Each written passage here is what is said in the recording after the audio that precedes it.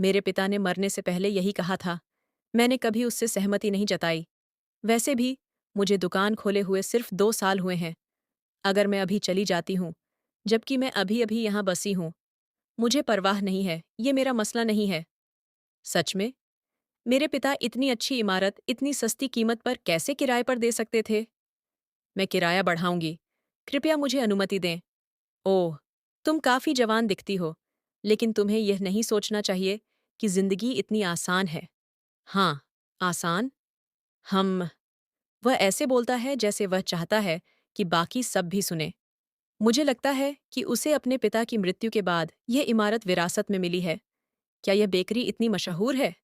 मुझे आश्चर्य हुआ कि यह कितनी स्वादिष्ट होगी। अब जब मैंने इसे देखा है, तो ये अच्छी जगह की वजह से है। क्या तुम हम अब खुले हैं, तो अगली बार अपॉइंटमेंट लेते हैं और बाद में इस बारे में बात करते हैं। मैं तुमसे मिलने आऊंगी। कैसे? कोई ज़रूरत नहीं, कहने को कुछ नहीं है। अनुबंध समाप्त होने के बाद दुकान खाली करने के लिए तैयार रहना। हे, अब दुकान के मुंह ज़बानी मशहूर होने और निवेश की वसूली का समय है, लेकिन उसे दुकान खाली करनी होगी। माफ़ कीजिए, उसी की 2 और पीस दीजिए, कृपया। लेकिन मैंने घर पर दूध नहीं मांगा। ये घर की तरफ से है। मैं रेस्तरां छोड़ने ही वाली थी। मुझे दूध क्यों दिया जा रहा है? इस उम्र में दूध पीने से कमाल हो सकता है। रिंग। रायन, ऐसा कुछ हुए काफ़ी समय हो गया। मुझे आमतौर पर बच्चे की तरह व्यवहार नहीं किया जाता।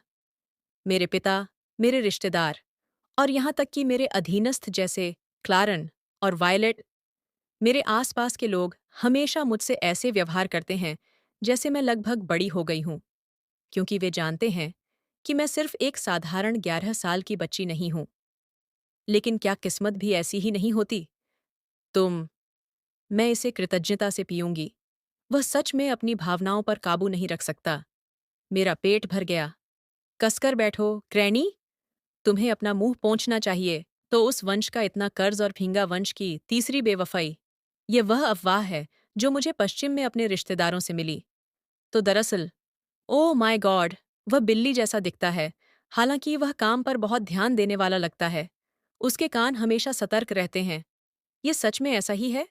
क्या इसलिए कि वह अपनी भावनाओं पर काबू नहीं रख पाता? क्या सूखाग्रस्त क्षेत्रों में लोगों की तकलीफें कम करने के लिए कर कम करना स्वाभाविक नहीं है? क्या यह लोगों का बोझ होना चाहिए? नहीं, ये पूर्वी कुलीनों का होना चाहिए। बिल्कुल सही। पूर्व को पिछले साल सूखे के कारण पहले ही कर से छूट मिल गई थी।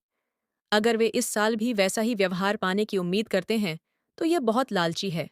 लेकिन इस साल हमें क्या करना चाहिए? इस साल का सूखा पिछले साल से ज्यादा गंभीर है। पूर्व के कुलीनों को अपनी समस्या हल करने के लिए अपने पैसे का इस्तेमाल करना चाहिए। देश की वित्तीय स्थिति पूर्व में करों से छूट के कारण निर्धारित नहीं होती। ऐसा नहीं है कि तुम इसके बारे में नहीं जानते। यह सच है कि खजाना घट रहा है, लेकिन यह इतना बुरा नहीं है। मेरा मतलब है, यह पूर्व से सब कुछ खाली करने के लिए काफी नहीं है। हालांकि पूर्वी कुलीन अभी भी सूखे को बहाने के तौर पर इस्तेमाल कर रहे हैं, इसलिए स्थानीय क्षेत्रों को नुकसान उठाना पड़ रहा है। ये सिर्फ ये साबित करता है कि वे कितने स्वार्थी हैं। स्वार्थी? हम! अपनी जबान संभालो। कौन? क्या पूर्व को कर वापसी मिलेगी या नहीं? सच्चाई ये है कि इनमें से ज्यादातर कुलीन पूर्व से नहीं आते हैं। फिर भी वे दूसरों के मामलों पर चर्चा करने के लिए इतने उत्साहित हैं। क्या यह अनैन्स के एक तरफ और दूसरी तरफ के लोगों के बीच अहंकार की लड़ाई है? अगर कर छूट किसी भी कीमत पर दी जाएगी, तो विरोधी वंशों के लिए अभी भुगतान नहीं बढ़ सकता। ये जबरदस्ती जैसा क्यों लगता है? तुम सही हो, ये कुछ ऐसा नहीं है जो कर छूट का अनुरोध करने वाले लोगों को करना जरूरी है। हम कर पर ऐसा कुछ कैसे तय कर सकते हैं? बहुत अच्छा। लोम्बार्डी कुछ नहीं कह रहा है। मेरी तरफ से जितने कम लोग आए, उससे ज्यादा की मुझे उम्मीद थी। अगर हम इस परिस्थिति में किसी और विषय पर चले जाते हैं, तो बहुत नुकसान होगा। इसलिए मुझे इस मीटिंग के लिए समय खरीदना होगा। अन्य मामलों पर अगली बार चर्चा की जा सकती है। अब अब इस तरह बहस करते रहने से क्या फायदा होगा? ये मूर्ख, क्या ये सिर्फ लिलाइक के कुछ कहने से चुप हो जाएंगे? तुम हम कुलीनों को नीचा दिखा रही हो। कृपया माफी मांगो। ओह माय गॉड, मैंने जल्दबाजी में यह कह दिया। लेकिन उसे बोलने से रोकना जरूरी है। मेरा मतलब है, हमें पहले महामहिम सम्राट की राय सुननी चाहिए। इससे कोई फर्क नहीं पड़ता कि कौन थोड़ा भुगतान करता है या कौन ज्यादा। क्या कर राजस्व अंततः उन्हीं का नहीं होगा। अब हम किसी और विषय पर क्यों न चलें। अंत में मैं लूललॉक लोम्बार्डी से हार गई। ऐसा लगता है जैसे मेरे रास्ते में एक विशाल दीवार खड़ी है।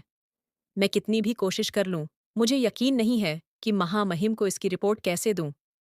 महारानी, ओस वंश के मुखिया आ चुके हैं। हाँ हाँ हाँ, क्या दादाजी पहले से ही यहाँ हैं? युवराज, आप पहले ही आ चुके हैं। हालांकि मुझे पहले से पता था। बॉन्डी अपनी माँ के परिवार की तरफ ज्यादा गया है। वह अपनी माँ जैसा दिखता है जब वह जवान थी।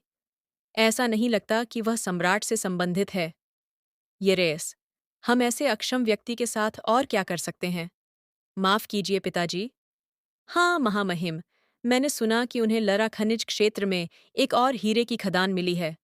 क्या ऐसा है? क्या ऐसा है? क्या आप अभी बस इतना ही कह सकते हैं? आपको बस अपना काम ठीक से करना था, है ना? वह खनिज क्षेत्र, वह सारा हीरा, वह सब हमारा होगा। अनस, बाहर निकलो, अभी जाओ। फयू, दादाजी। हाँ युवराज, मुझे माफ करना होगा कि आपको अभी वह सब देखना पड़ा। ओह, कोई बात नहीं। वह काम कैसा चल रहा है जो मैंने आपको पहले करने के लिए कहा था? वह काम, आपका मतलब है अपने नाम पर निजी जमीन ढूंढना? यह एक खतरनाक काम है। साम्राज्य के कानून के अनुसार राजकुमार महल में रहने के दौरान जमीन का मालिक नहीं हो सकता।